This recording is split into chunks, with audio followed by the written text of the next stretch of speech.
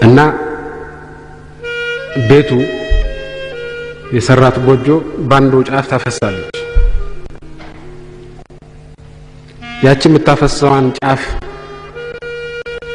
ከማሻሻል ይልቅ በማታፈሰዋ ጫፍ መኖርን ጀምሯል።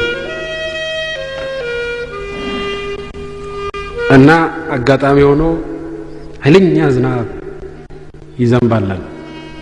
ኃይለኛ ዝናብ ሲዘንብ ሀብታም አርሶ አደር ከብቶች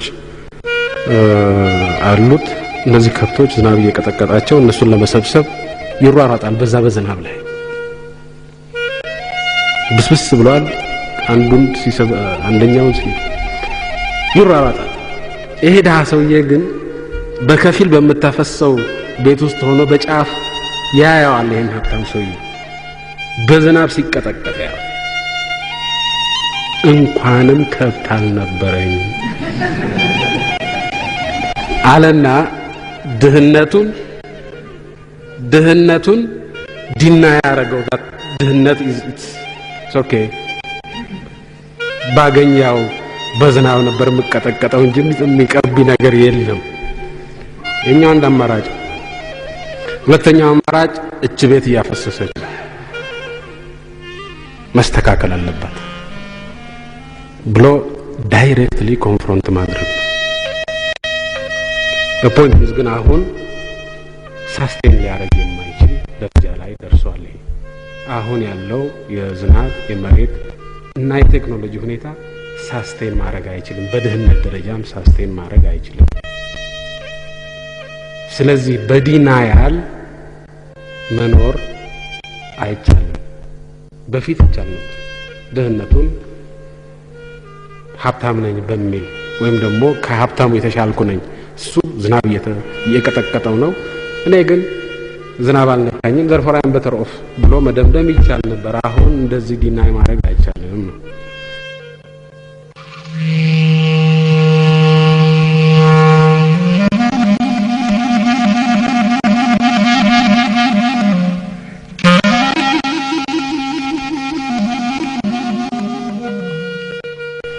ድሃ ያለ ድሃ አይደለሁም ብሎ መኖርም ይቻላል። ጥሩ ነው ጥሩ አይደለም ሌላ ጥያቄ ነው።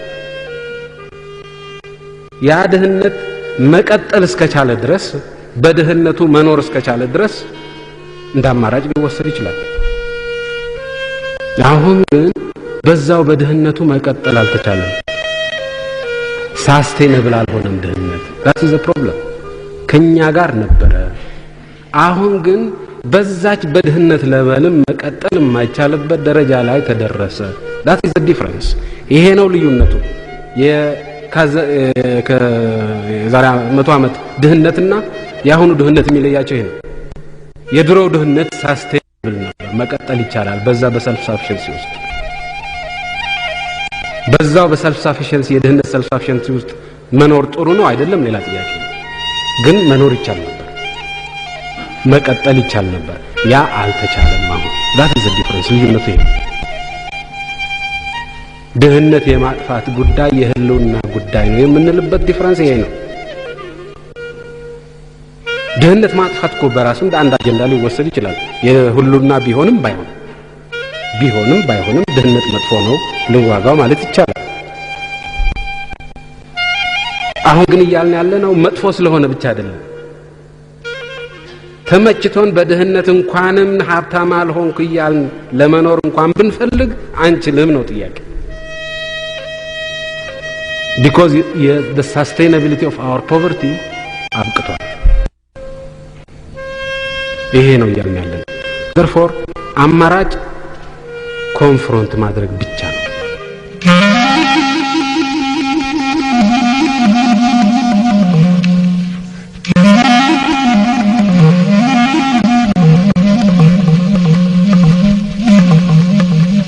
በፊት መለስተኛ ቁጥር ያለው ህዝብ ያልተመናመነ መሬት ከሞላ ጎደል በቂ ዝናብ ተይዞ ድህነት ነበር። አሁንም ያ ድህነት አለ። ነገር ግን ቤዙ ስሩ እየተናደ ያለ ድህነት ነው። የነበርንበት የድህነት ለበል አንድ ቤዝ ነበረው። ያ ቤዝ እስካለ ድረስ ድህነቱ ከኛ ጋር አብሮ ሊኖር ይችላል። ትልቅ አደጋ የለው። የመራብ ካልሆነ በስተቀር የመበታተን አደጋ ያለው። ግን ያ ቤዝ አሁን እየተናደ ነው፣ ከስር እየተናደ ነው። አንደኛ በላይ ላይ የሚቀመጠው ህዝብ ቁጥር በከፍተኛ ደረጃ እየጨመረ ነው። ሁለተኛ የኢኮኖሚ መሰረት የሆነው ማሳው፣ መሬቱ፣ ኢንቫይሮንመንቱ በኤክስተርናል ኢንቫይሮንመንት መለወጥ በዓለም አቀፍ ደረጃ ባሉ ለውጦችና በውስጣችን ባሉ ለውጦች ምክንያት እየተናደ ነው። ስለዚህ ኩዊክሳንድ ነው። በፊት ደልዳላ የድህነት መሰረት ላይ ነበር፣ አለት ላይ ነበር የቆምነው፣ የድህነት አለት ላይ። አሁን የድህነት አሸዋ ላይ ነው ያለነው፣ ከስር እየተናደ ነው ያለው።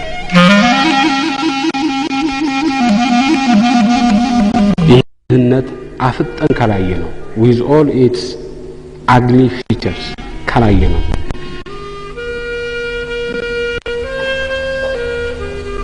ኮንፍሮንት ልናደርገው አንችል፣ ልንቀይረው አንችል። የመጀመሪያው የድህነትን የመዋጋት የመጀመሪያው የህልውና ስትራቴጂ ከማን ጋር ነው መዋጋው?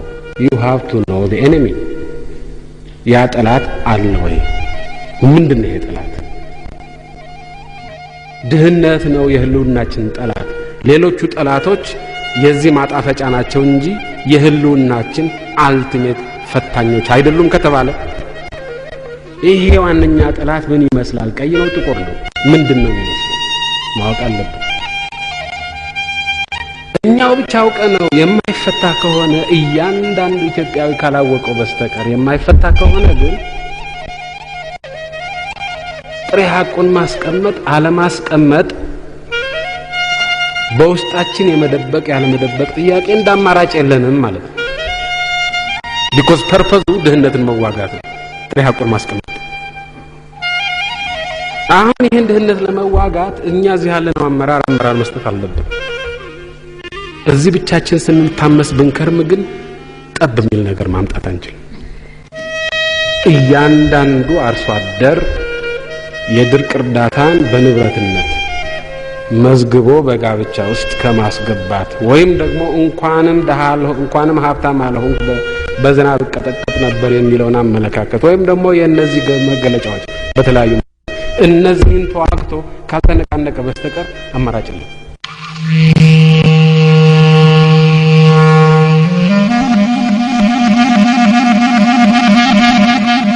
ደሃነን ብለን እንናገር እንዳለ እናስቀምጠው በጥሬው።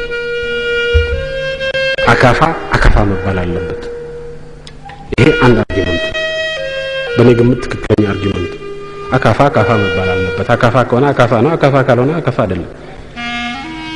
አካፋን በማሞካሸት ሮኬት ማድረግ አይቻልም። አካፋ ነው አካፋ። ስለዚህ በጥሬው መቀመጥ አለበት። ይሄ አንድ አርጊመንት ነው፣ ትክክልም ይመስለኛል።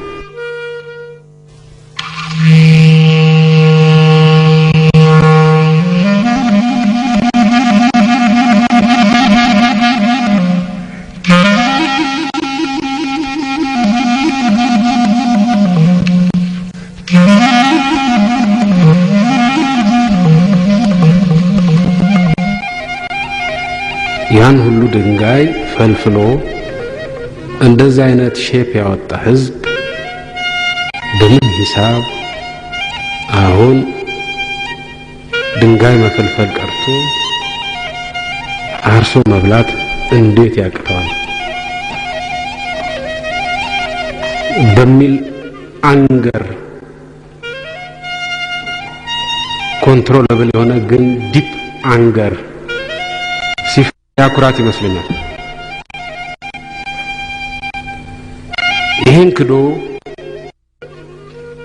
ወይ ከዚህ ጋር አብሮ ለመኖር ተመቻችቶ የሚደረግ እንትን ግን መኮፈስ እንጂ ኩራት ነው ወይ የሚል ጥያቄ የሚያስነሳ ነው፣ ገና ከዴፊኒሽኑ ጀምሮ ማለት ነው።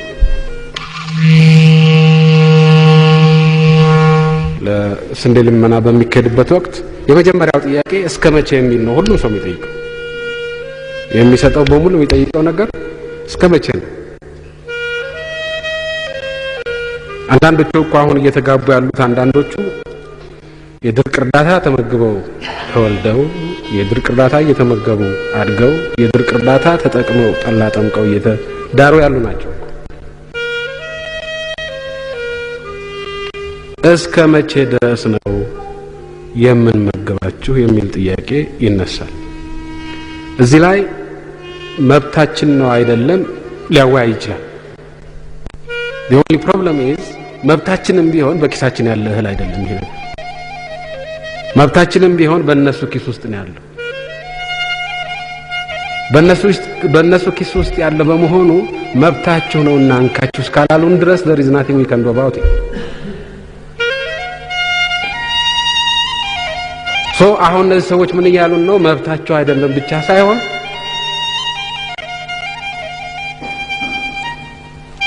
እስከ ዘለቄታው አንሰጣችሁም እያሉ ነው።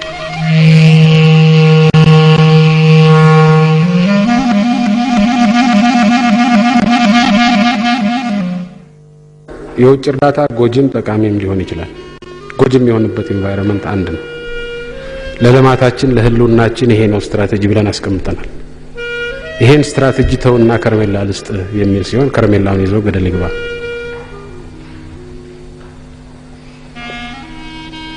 ይሄን ስትራቴጂ ሳይነካ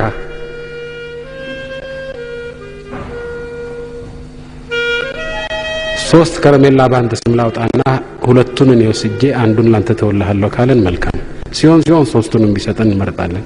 ካልሆነ ሁለቱን ቢሰጠን እንመርጣለን። ካልሆነ አንዱን ቢሰጠን እንመርጣለን። ካልሆነ አንድ ግማሽ ቢሰጠን እንመርጣለን። ልዩነቱ ያለው ስትራቴጂያችንን የሚጎዳ ነው የማይጎዳ ነው። እዛ ላይ ነው ማጠንጠኛው። የህልውና ስትራቴጂያችንን የሚነካ እርዳታ ሲመጣ ያ ለዘላለሙ የለመን እንድንኖር እንጂ ከልመና እንድንወጣ አያደርገንም። ያ አያስፈልገንም። ያ ጎጂ ነው። ያን መቀበል የለብንም። ድሃ ስለሆን የዓለም ጋርቤጅ በላያችን ላይ ይፍሰስ አይደለም እያልን ያለነው። ድሃ ስለሆንን እየፈሰሰ ያለውን ጋርቤጅ ለማውጣት፣ ለማጥፋት፣ ለመጥረግ ሌት ተቀን መረባረብ አለብን ነው እያልን ያለነው። እዛች ርብርብ ላይ 1 ግራም ጉልበት የሚጨምር በሙሉ ወዳጅ ነው። እዛች ርብርብ ላይ 1 ጋት ወደ ኋላ ጎትቶ የሚይዘን ሰው ጠላት ነው።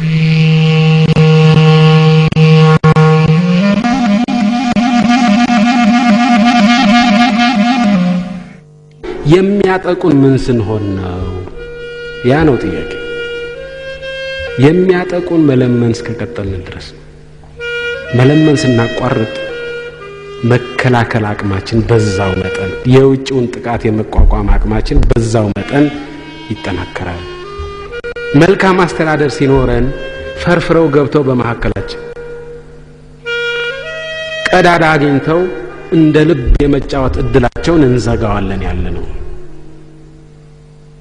ስለዚህ ጥያቄው ምንድነው? ከውጪ ጠላት ይሄን አውቆ እንዳይመታን ምንድነው የምናደርገው? እንኳንም ደሃል ሆንክ ብለን ዲናረግ ነው ወይስ ፋክቱን ተቀበለን ፋክቱን መቀየር ነው? እንዳያጠቁን ፋክቱ ነው የሚያስጠቃን ያለው። ነባራዊ ሐቁ ነው የሚያስጠቃን። ሊያስጠቃንም የሚችለው እሱ ነው። ይሄን ነባራዊ ሐቅ ከቀየር ነው ወደዱም ጠሉም ምንም ሊያደርጓቸው። ይሄን ነባራዊ ሐቅ ካልቀየር ነው እኛ ስለደበቅ ነው ብቻ እኛ ራሳችንን ስላታለልን ብቻ ያ ነባራዊ ሐቅ ህልውናውን ያጣል ማለት አይደለም። ያ ነባራዊ ሐቅ እስካለ ድረስ ተጠቂ ነው። ደበቅነውም አልደበቅነውም ተናገርነውም አልተናገርነውም ተጠቂ ነው። የሚያድነን ያን ነባራዊ ሐቅ መቀየር ብቻ ነው።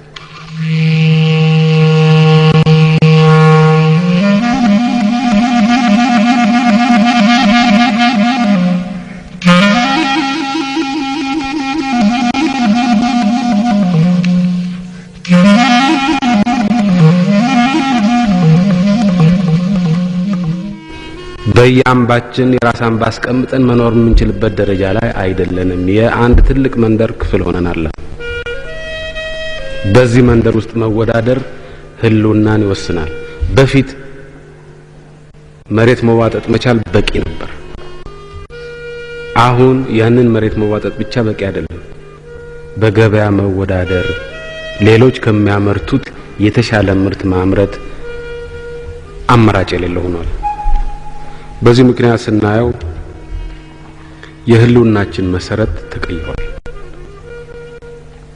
የበፊት ትውልዶች በሳብሲስተንስ ከሌላው ዓለም ተነጥለው ተራሮቻቸውን ተገናርገው በድህነትም ቢሆን ሰስቴይነብሊ ሊኖሩ ይችሉ ነበር። አሁን እነዚህ ትውልዶች ተራሮቻቸውን በምሽግነት ተጠቅመው ሲኖሩበት የነበረው ሰስቴይነብሊ ሲኖሩበት የነበረው መሰረት ተቀይሯል። ከውስጥም ከውጭም ተቀይሯል።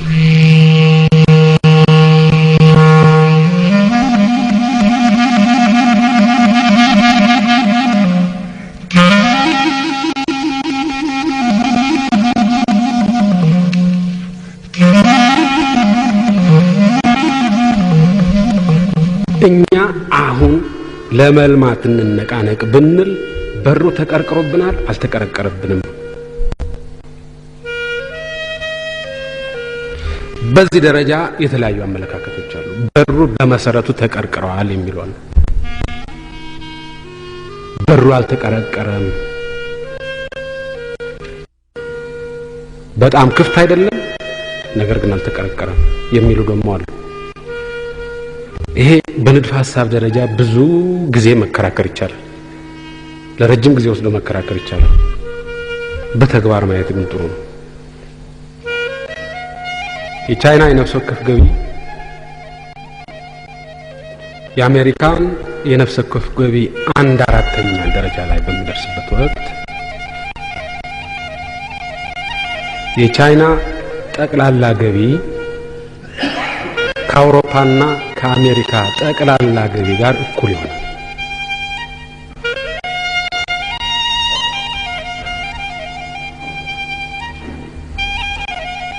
በዚህ ሁኔታ የዓለም የኢኮኖሚ ኃይል ሚዛን ፋንዳሜንታሊ ይቀየራል። የቻይና ልማት ይህን ያስርጉማል።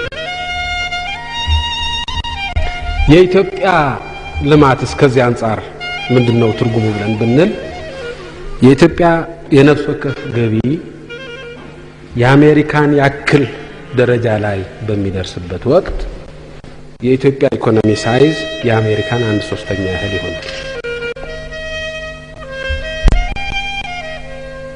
ወደ 250 ሚሊዮን ህዝብ አላቸው። ወደ 70 ሚሊዮን ህዝብ አለን። 70 የ250 በማጠጋጋት 1/3 ይሆናል።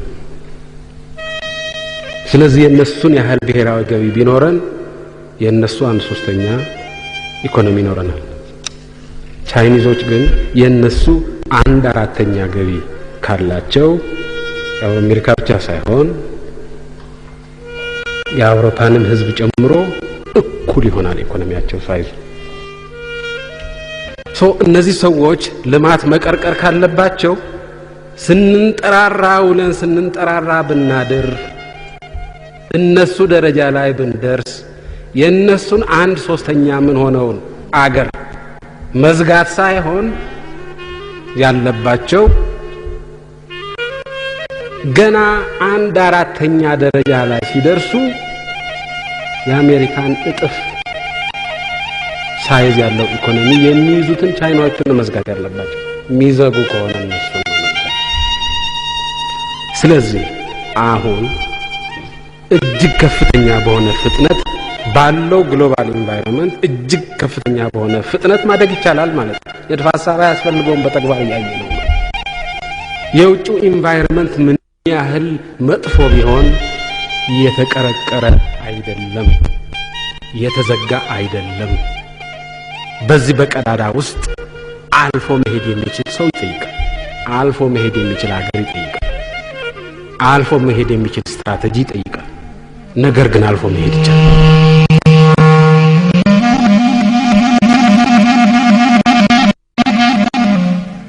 ይሄ ድህነት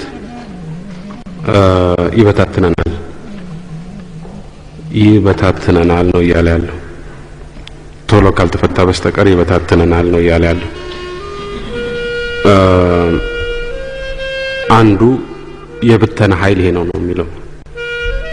ሁለተኛው የብተና ኃይል የመልካም አስተዳደር እጦት ነው፣ የዲሞክራሲ እጦት ነው፣ የመልካም አስተዳደር እጦት ነው የሚለው። የመልካም አስተዳደር እጦትም ለኛ እንግዳ ነገር ነው ወይ የሚል ጥያቄ ሊነሳ ይችላል፣ መነሳትም አለበት። በእውነት እንነጋገር ከተባልን እንግዳ አይደለም ለኛ። እንግዳ የሚሆን ነገር ካለ መልካም አስተዳደር እንጂ የመልካም አስተዳደር እጦት ለኛ እንግዳ አይደለም።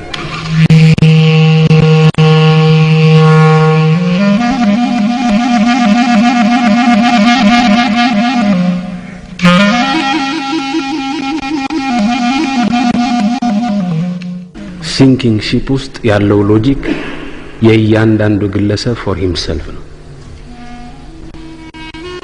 ይሄ ደግሞ የመበጣጠስ ተራ የመባላት ሎጂክ ነው። አፍጋኒስታን ላይ አይተነዋል፣ ሶማሊያ ላይ አይተነዋል፣ ላይቤሪያ ላይ አይተነዋል፣ ሴራሊዮን ላይ አይተነዋል፣ ሌሎችም ሀገሮች እያየነው ነው። ይሄን ሎጂክ ነው እያነሳን ያለነው እዚህ ውስጥ። ስለዚህ አንዱ መነሻችን ምንድነው? ይሄ አደጋ አለ። ይሄ አደጋ ሌሎች ነገሮች ምንም ቢሆኑ ይሄ አደጋ እስካልተቀረፈ ድረስ ሌላው በሙሉ ሚኒንግለስ ነው፣ ምንም ትርጉም የለውም። ከኖርክ በኋላ ነው ሌሎች ነገሮች ሁሉ ትርጉም የሚኖራቸው።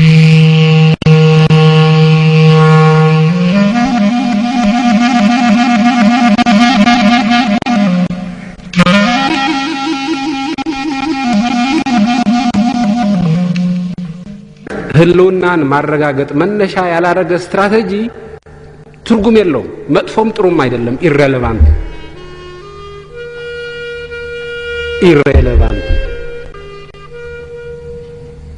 አሁን ኢህአዴግ ህልውናን ለማረጋገጥ ከኢኮኖሚ አንፃር አንድ ስትራቴጂ አምጥቷል። ሬሌቫንት ነው። ህልውናን ማረጋገጥ መሰረት ያደረገ 44 ፓርቲዎች ካሉ 44ቱን ፓርቲዎች መመለስ ያለባቸው ጥያቄ ምንድነው? the definition of the problem።